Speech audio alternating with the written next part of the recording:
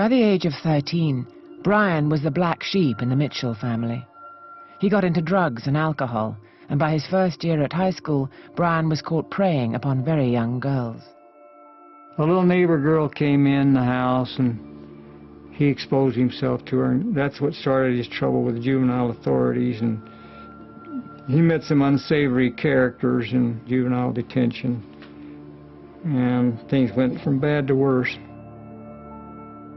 Wanda's attentions were more wholesome. She was a committed Mormon. When her first marriage of 20 years broke down, Wanda found herself in counseling, and it was there that she met Brian Mitchell.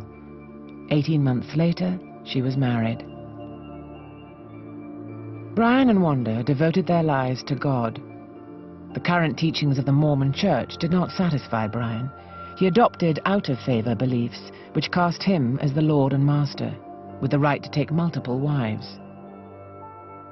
Brian displayed disturbing signs of sadism towards his new stepdaughter. She had a pet rabbit named Peaches. One night they were feeding her something. She asked what was for dinner. They told her chicken, and she ate it. And they didn't have any. They had something else. And the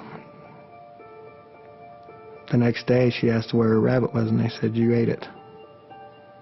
They cooked it and fed it to her. Brian and Wanda were becoming increasingly fervent.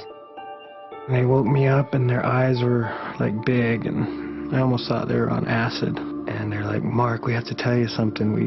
And in Brian's weird, soft voice, he's like, "We saw angels tonight," you know. I'm just like, "Whoa, really?" They're like, "Yes, we saw the angels of the Lord. They've spoken to us."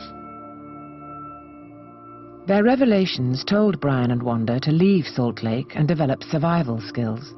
3 years later, they returned with a manifesto and a mission. She was Elada, and he, Emmanuel David Isaiah.